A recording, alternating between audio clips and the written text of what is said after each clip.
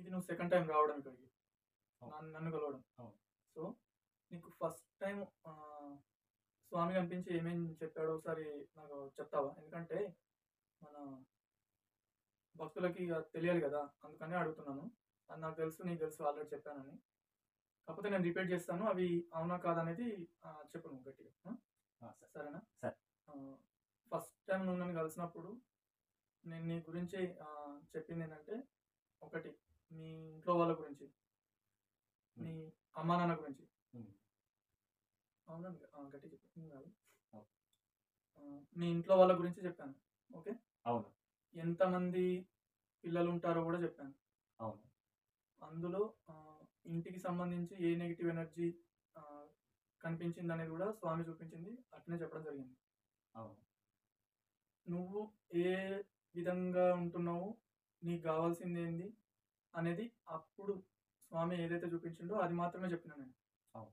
కాకపోతే ఇప్పుడు రెండోసారి నువ్వు వచ్చింది, ఆ సమస్య ఇంకా అలానే ఉన్నది, ఏం చేయాలి అని అడగడానికి వచ్చినావు. అవును. అంతేనా? అవును. అయితే ఫస్ట్ సారి చూపించినప్పుడు స్వామివారు కొన్ని నిన్ను చేయాలి, అవి చేయించుకో, ఆ ఆ విధానాలు పాటిస్తే నీకు అవి కొంచెం దూరం అవుతాయి, కొంచెం నీ పనులనే అనుకున్నట్టు జరుగుతాయని చెప్పిన. అవును. అవును. కానీ నువ్వేమో చేయలేదు. కరెక్టే కదా? అవును. ఎందుకంటే ఇంతకుముందు నన్ను కలిసింది లేదు, నీ ఫోన్ నంబర్ తెలియదు, నీ పేరు తెలియదు. కాకపోతే నీ పేరు దేంతో స్టార్ట్ అవ్వాలనేది కూడా అక్షరమ్మ అనేది చెప్పాను. అవును. అలాగే మీ అక్క పేరు కూడా ఏ పేర్లతో అక్షరాలతో స్టార్ట్ అవుతే మంచిగా ఉంటుందో కూడా చెప్పాను. అవును. కరెక్టేనా? కరెక్ట్. అయితే మీ అక్క పేరు ఒకటి ఉండేది, కానీ ఇప్పుడు పెళ్ళైన తర్వాత మళ్ళీ అవే అక్షరాలతో స్టార్ట్ అయింది. అది కరెక్టే కదా? అవును. వేరే పేరు మీ అక్కది, అవును. వేరే అక్షరంతో స్టార్ట్ అవుతుంది. అవును. కానీ నేను చెప్పిన అక్షరంతో స్టార్ట్ అవుతే మంచిగా ఉంటుంది అని చెప్పాను. అవును. అవునా? అవును. ఆ పేరు కుదరక పెళ్లిలో పేరు మార్చి పెళ్లి చేసింది మీ అక్కది. అవును. కరెక్టే కదా? అవును. సో అట్లా అలాంటి విషయాలు చెప్పినప్పుడు మరి నీకు ఇచ్చిన సమస్యలకి కొన్ని పూజలు చేయమని చెప్పినప్పుడు అవి నువ్వు చేయించలేవు ఇప్పటివరకు. అంటే ఇంట్లో కొన్ని ప్రాబ్లమ్స్ వల్ల చేయించలేకపోయినావు. అవును. అందుకే కొన్ని ఇబ్బందులు అలానే వెంటాడుతున్నాయి నీకు. ఇక మీ ఇంట్లో మొత్తం నలుగురు ఉండాలని చెప్పాను పిల్లలు, మీ అమ్మ నాన్నకి. కాకపోతే ముగ్గురు ఉన్నారు. అవును. కరెక్టే కదా? అవును. నాలుగో వారికి అంటే అవసరం లేదనుకున్నారు. ఓకే. అది మీ అంటే అక్కడ వరకు ఆపరేషన్ చేయడం జరిగింది. సో ముగ్గురు అయితే ప్రజెంట్ ఉన్నారు. అందులో ఇద్దరు అబ్బాయిలు, ఒక అమ్మాయి అని చెప్పాను. అవును. కరెక్టే కదా? అవును. సో ఇక నీ విషయానికి వస్తే మనసులో ఎన్నో ఆలోచనలు వస్తుంటాయి. ఓకే. అవునా కదా? అవును. కానీ ఏం జరుగుతుంది, వాటిని అమలు పరచలేకపోతుంది. అవును. ఒక దారి ఎంచుకుంటున్నావు, ఆ దారి ఏమవుతుందంటే మూతపడిపోతుంది. అంటే కొన్ని కారణాల వల్ల ఒకసారి అయితే, కొన్నిసార్లు మోసపోయి. ఓకే, అప్పుడు స్వామి చూపించింది అది. అయితే నీకంతట నీకు నువ్వు ఎలా ఉంటున్నావు అంటే, ఇప్పుడు ఈ గత జన్మలో చేసిన పాపాల వల్ల ఈ జన్మలో నువ్వు అనుభవిస్తున్నావు. నీకు అప్పుడు కూడా అదే చూపించింది, అదే చెప్పాను. నాకు మళ్ళీ ఇప్పుడు అదే చూపిస్తున్నాడు. కొన్ని పనులు అవుతలేవంటే కొన్ని పాప పరిహారాలు జరగాలి. నీకు అప్పుడు గత జన్మ చెప్పాను, ఏమైనా గుర్తుందా? ఎందుకంటే నాకు ఒకసారి నేను కళ్ళు తెరిచానంటే నాకేం గుర్తుండదు. కొన్ని విషయాలు మాత్రమే గుర్తుంటాయి, కొన్ని అస్సలు గుర్తుండవు. ఏం చెప్పాను ఏదైనా గుర్తుందా నీకు? గుర్తుపెట్టుకోలేదా? సో ఎందుకంటే వాటికి ఈక్వల్గా రిలేటెడ్గానే ఈ జన్మలో నువ్వు ఆ పరిహారాలు అనేవి చేసే వరకు, ఆ కర్మలు సిద్ధాంతం అనేది ముగిసే వరకు నువ్వు జీవితంలో ముందడుగేయలేవు. నువ్వు ఎంత ప్రయత్నించినా కానీ ఆ వెనుకకు తోస్తానే ఉంటాయి. ఓకే, అయితే మీ ఇంట్లో వాళ్ళకి కుదిరితే అప్పుడు చెప్పిన పూజలు ఏమైనా నీకు గుర్తుండి ఉంటే అవి ముందు చేసి చూడు, మార్పు అనేది కనిపిస్తూ ఉంటుంది. ఓకేనా? ఇంకో విషయం ఏంటంటే, నువ్వు అనుకుంటున్న ఒకటి నీకు చాలా రేర్గా దొరుకుతాయి అన్నట్టు. అంటే నువ్వు కోరుకోగానే దొరకవు. ఇప్పుడు భక్తులు ఏమనుకుంటారంటే ఎవరికి కోరుకోగానే ఎంబటే దొరుకుతాయని అనుకుంటారు. కానీ కొంతమంది అనుకుంటారు మనసులో ఇలా అనుకోగానే అలా ముందొచ్చి వాళ్తుంటాయి అదృష్టం బట్టి. చాలా మందికి దొరకవు, 100లో 99% మందికి దొరకవు. 1% మంది జనాలకు మాత్రమే అనుకున్నట్టు జరిగిపోతుంటాయి. ఎందుకంటే వాళ్ళు పోయిన జన్మలో చేసిన పుణ్యాలు కానీ, వాళ్ళు చేసిన మంచి పనులు కానీ ఆ కర్మఫలాన్ని అలా తెచ్చిపెడుతుంటారు. మనం అన్ని పాపాలు చేసినాం అయితే. ఉమ్. అందుకే మనకి కోరుకున్నవి దొరకవాలి. ఓకే. సో ఏం చేస్తావు అంటే నువ్వు నాకు నీకు సంబంధించినంత వాటికి నువ్వు ఎదుటి వారిని ఎక్కువగా ఎవరిని పడతాలని దగ్గరగా రానివ్వవు తొందరగా. ఓకే. ఉమ్. ఒకసారి నమ్మినావంటే వాళ్ళ కోసం ఏదైనా చేస్తుంటావు. ఉమ్. అయితే ఏమవుతుందంటే ఏం జరుగుతుందంటే ఆ నమ్మిన వాళ్ళు నేను మోసం చేస్తూ ఉంటారు. ఓకే. ఇది నీ లైఫ్లో ఎక్కువ జరుగుతూ ఉంటుంది. ఓకే. జరుగుతుందా లేదా? జరుగుతుంది. అయితే ఇంట్లో వాళ్ళు కూడా కొద్దిగా ఆ బిహేవియర్తోనే మెసులుతూ ఉంటారు ఇంట్లో. అంటే నేను ఏదో పూర్తిగా మోసం చేయాలని కాదు, నేను పూర్తిగా ఆ, నువ్వు తోపు, నువ్వే గ్రేట్, ఇక నీకన్నా మంచి వాళ్ళు ఎవరు లేరు అన్న విధంగా నడుచుకోరు. ఓకేనా? ఓకే. అంటే స్వామి చూపించినట్టు అప్పుడు ముడుపు కట్టావు, ఆలయానికి వెళ్ళి దర్శించుకున్నావు, మనసులో ఉన్న కోరిక కొన్ని తీరినవి. ఎందుకంటే నీకు ఇంటర్మీడియట్ స్టేజ్లోనే కొంచెం చదువు మీద శ్రద్ధ తగ్గిపోయింది. ఓకేనా? ఓకే. ఇక ఇది నీ ప్రజెంట్. ఫ్యూచర్లో నీకేం జరగబోతుంది అనేది ఆ రోజు కూడా చెప్పాను కొన్నిసార్లు కొన్ని. ఓకే. అయితే అది ఒక 2 సంవత్సరాల లోపు జరిగేది దాకా మాత్రమే స్వామి చూపిస్తారు. అవి మాత్రమే నీకు నేను చెప్పగలుగుతాను అంతే. లైఫ్ లాంగ్ వరకు ఎక్కడ వరకు అనేది అంత స్వామి మనకి శక్తిని ఇంక ఇవ్వలేదు. కాకపోతే ఏంటంటే ఎవరినైనా ఒక మనిషిని చూసినప్పుడు ఆ, అతని పూర్వజన్మ పాపకర్మాలను బట్టి ఏం చేయగలుగుతాడు, ఏం చేస్తున్నాడు, ఎలా ఎండ్ అవుతుంది అనేది మాత్రం కనిపిస్తుంది. ఓకే. కాకపోతే వాళ్ళ పుట్టు పూర్వోత్తరాలతో సహా వాళ్ళ మరణం ఏ విధంగా సంభవిస్తుందో కూడా స్వామి చూపిస్తారు, కానీ నేను చెప్పాను బయటకి. ఓకే. ఓకేనా? ఆ. ఎందుకంటే ఎక్కువ శాతం మంది భయపడి ఊరికనే పక్క వాళ్ళని భయపెట్టిస్తారు వాళ్ళతో పాటు. ఆ. సో ఎవరికైనా కానీ నేను ఇదంతా ఎందుకు చెప్తున్నానంటే భవిష్యత్తులో జరిగేది ఆ జరిగేది మనం జరగకుండా ఆపుకోవడానికి ఒక చిన్న ప్రయత్నం చేస్తాం అన్నమాట. ఓకే. ఓకేనా? ఉమ్. అది జరుగుతుంది అని కొంతమంది ఉంటారు, ఆ, అసలు పట్టించుకోకుండా. ఉమ్. అది కంపల్సరీగా జరుగుతుంది. ఓకే. ఇక జరగలేదు అంటే వాళ్ళ భార్యనో వాళ్ళ పిల్లల వాళ్ళకి సంబంధించిన వాళ్ళు పూర్వజన్మలు చేసిన పుణ్యమో ఏదో ఒకటి అడ్డొచ్చి చిన్నగా జరగకుండా ఎస్కేప్ కూడా కావచ్చు. సపోజ్ ఒక యాక్సిడెంట్ అయ్యింది అనుకో, ఉమ్. అలా తప్పించుకొని కూడా వాళ్ళ ప్రాణాలతో బయటపడవచ్చు. లేదా జరిగేది జరుగుతుంది నిర్లక్ష్యం ఉంటే అది అనుభవించాల్సిందే. అయితే అదే సంగతి పూర్వజన్మలో నీకు సంబంధించినంత మట్టుకి నీ గత జన్మ వాల్యూస్ చాలా మంది తెలియదు. ఉమ్. చెప్పినా ఇప్పుడు మాకు అది తెలుసుకొని ఏంటి, మాకు ఇప్పుడు నేనే ఉదయాలి అంటారు. కానీ నువ్వు ఏదో ఒకటి చెప్పేస్తుంటారు భక్తులు చాలా మంది అనుకుంటుంటారు మనసులో. ఉమ్. ఈ వీడియో చూస్తున్న వాళ్ళు కూడా చాలా మందికి అదే సందేహాలు ఉంటాయి. ఓకే. ఉమ్. పూర్వజన్మ గురించి ఇప్పుడు ఏ తెలుసుకొని నేనేం చేయాలి, ఫ్యూచర్ ఏందో తెలిస్తే బాగుంటుంది.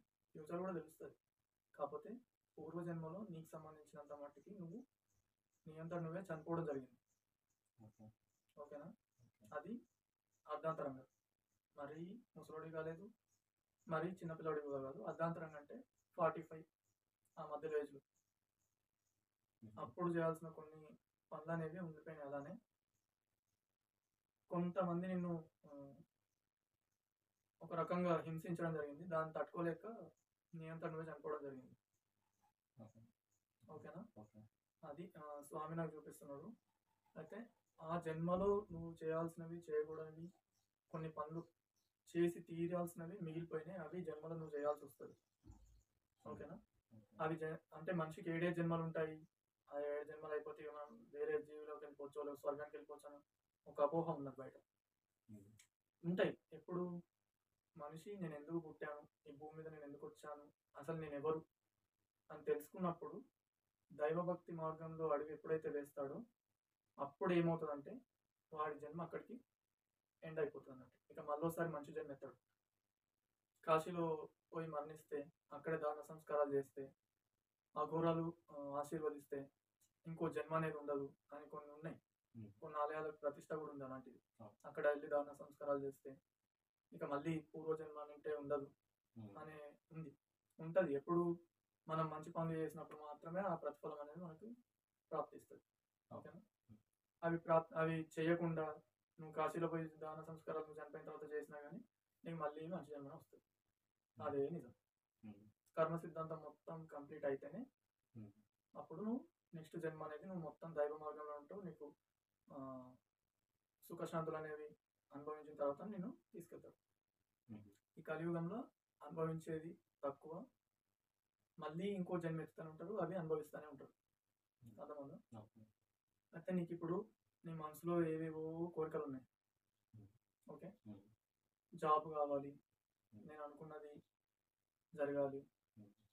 కానీ ముందడుగు అనేది పడట్లేదు. ఉమ్. దానికి ఏం చేయాలి అని అడగడానికి రెండోసారి నువ్వు వచ్చినావు. ఉమ్. కరెక్టేనా? అవును.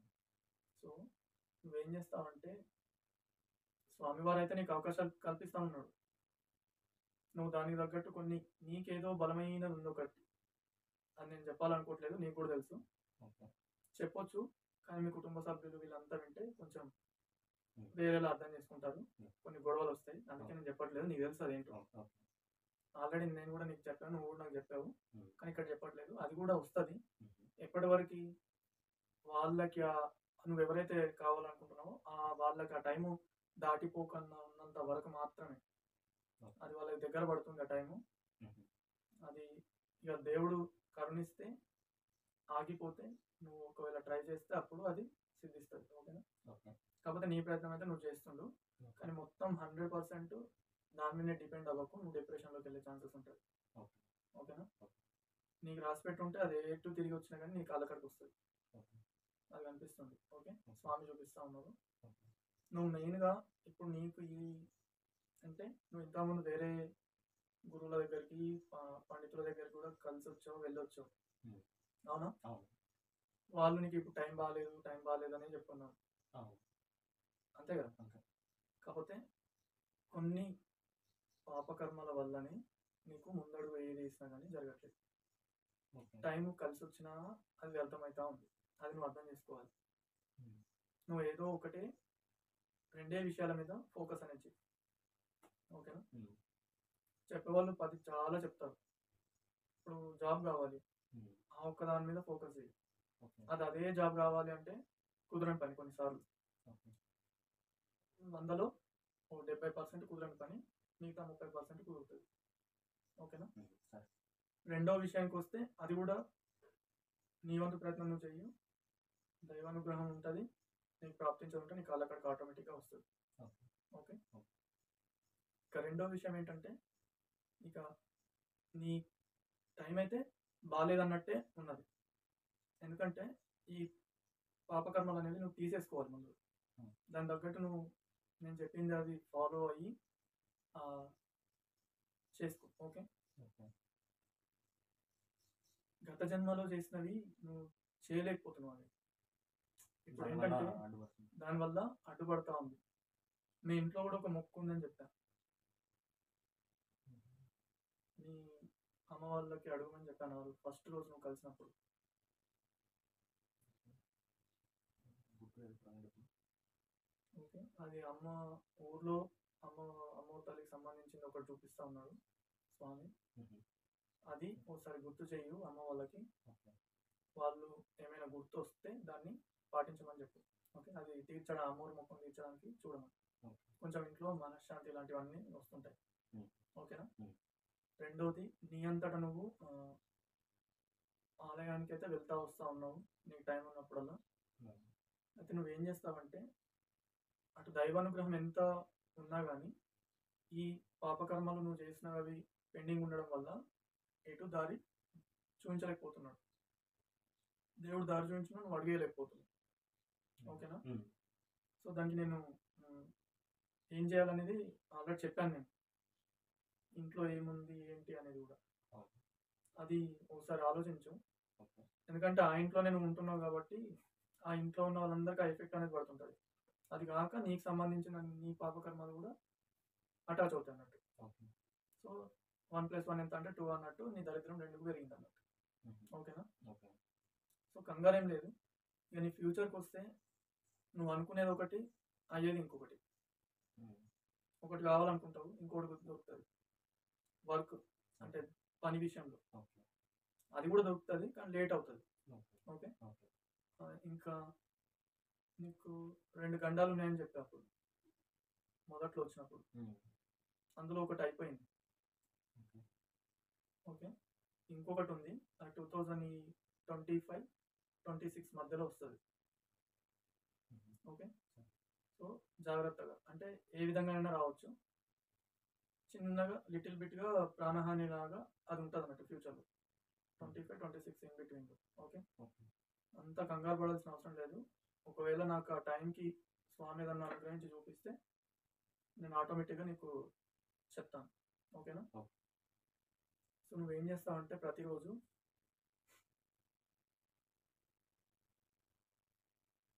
ఇప్పుడు అమావాస్య వస్తుంది. హ్మ్. ఓకే. హ్మ్. 29కి అమావాస్య వస్తుంది. గ్రహణం కూడా వస్తుంది అదే టైంలో. 6 గ్రహాలు ఒకే దగ్గర సమూహంగా ఏర్పడుతున్నాయి గ్రహ కూటమిలాగా.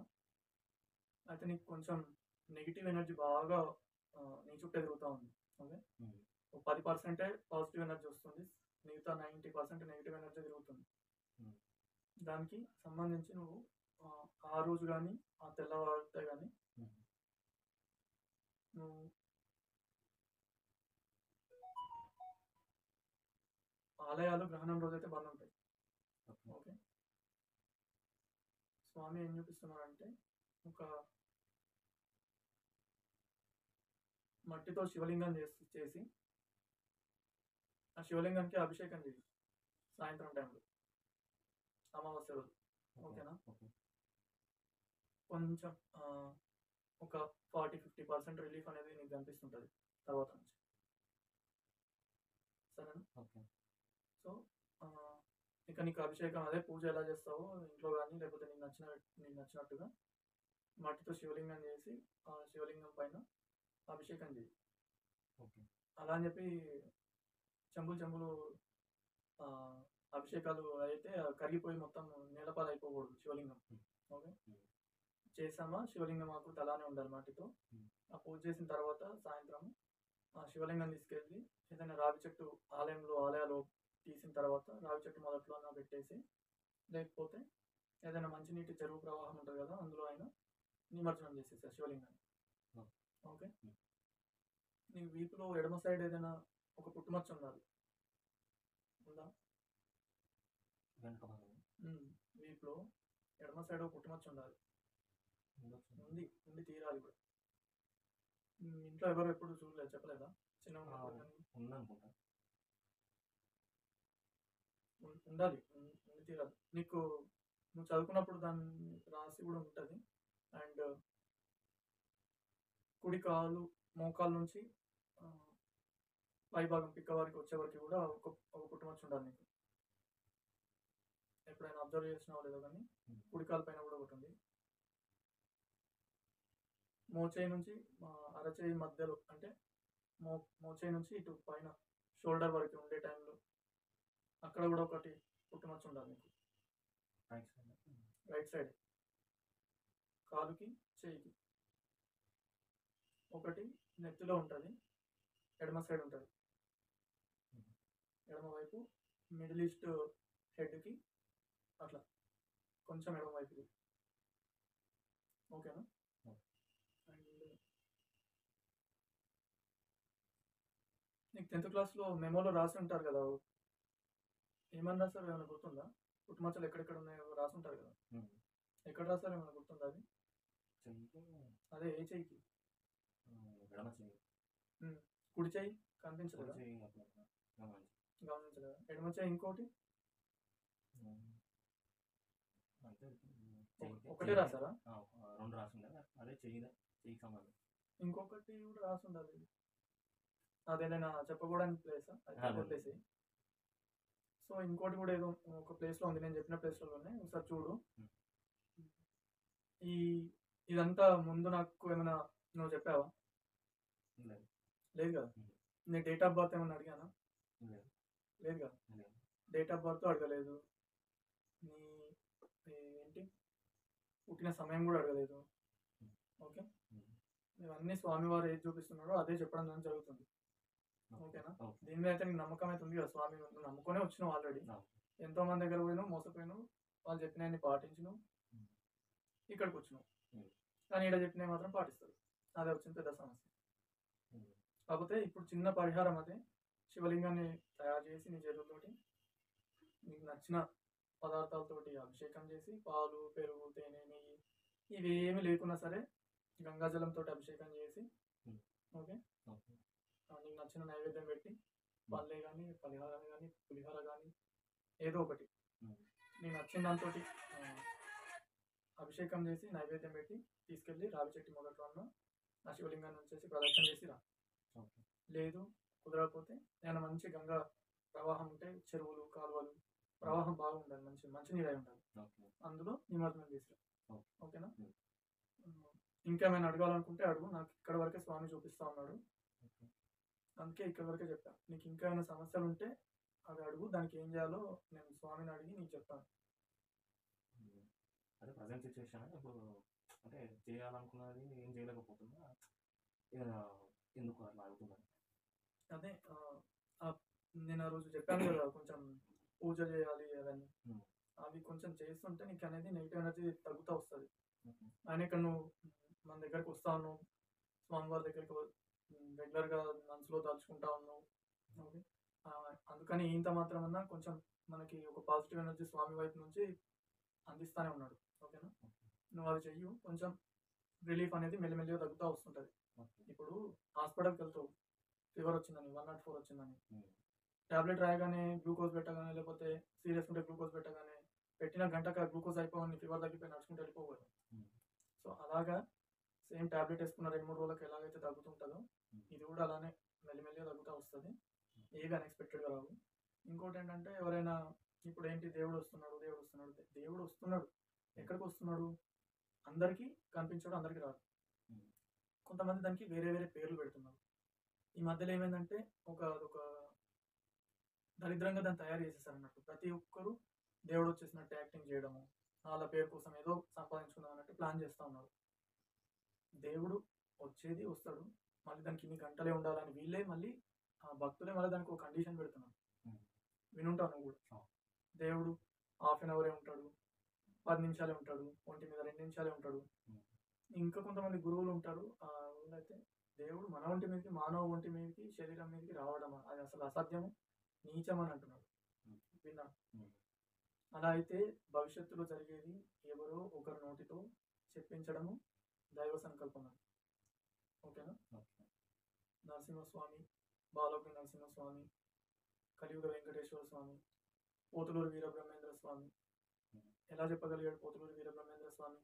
భవిష్యత్తులో జరిగేవని ముందే అతనికి ఒక దైవానుగ్రహం, ఒక శక్తి అనేది అతనిలో వచ్చి మనిషిలాగా పుట్టించి అతనికి సాక్షాత్ అక్కడ కనిపించి ఏవేవి జరుగుతున్నాయో చెప్తుంటే ఆయన తాళపత్రాల మీద వీరబ్రహ్మేంద్ర స్వామి వారు రాశారు అప్పట్లో. ఉమ్. ఇప్పుడు అవి జరుగుతూ ఉన్నాయి. అవును. అప్పుడు ఎవరు నమ్మలేదు. ఉమ్. ఇప్పుడు అవి జరిగే వరకు వేచి ఉంటే అప్పుడు అవి కళ్ళకు కనిపిస్తాయి. దేవుడు అనేది కూడా మనిషి శరీరం మీదకి వస్తాడు. వచ్చినప్పుడు వాళ్ళకు ఒక రకంగా ఉంటుంది. అంటే ఏదో మొత్తం ఒక 100 మంది కలిసి అతని పైన కూర్చుంటే ఎంత బరువుగా ఉంటుందో ఉమ్. వాళ్ళకి అలా ఉంటుంది. ఓకేనా? ఎవరు చెప్పరు. ఓకే. మన భక్తులందరికీ తెలియాలి కాబట్టి చెప్తున్నాను. అంతేనా? మన దగ్గరకు వచ్చిన భక్తులలో ఎవరికి ఎలాంటి వాళ్ళు పుడతారు, బాబు పుడతాడా పాప పుడతాడా కూడా చెప్పాము మనం. ఉమ్. వాళ్ళు ఎంతకాలం ఉంటారో కూడా చెప్పాము. అంతకాలమే ఉన్నారు, ఆ తర్వాత వాళ్ళు లేరు. ఉమ్. కొంతమంది భక్తులు వాళ్ళ ఎక్స్పీరియన్స్ అనేది వాళ్ళు తెలుసుకోవడం జరిగింది. ఓకేనా? ఓకే. అయితే దేవుడు అనే శక్తి అనేది ఉంటుంది, కాకపోతే అది ఎక్కడ పడితే అక్కడ రాదు. ఒకటి వాళ్ళు ఎంత పవిత్రంగా ఎక్కడైతే ఏ ప్లేస్లో అయితే ఉంటారో అక్కడ ఆ ప్లేస్లో మాత్రమే వాళ్ళకి కనిపిస్తుంటాడు. ఆ కనిపించినప్పుడే నాకు అలానే కనిపిస్తారు స్వామివారు. నేను స్వామివారిని అడుగుతాను, మీకు ఆ స్వామి నాకు ఏది చూపిస్తుంటాడో మీ జన్మకు రహస్యం గురించి అదే చెప్తుంటాను. ఓకేనా? ఓకే.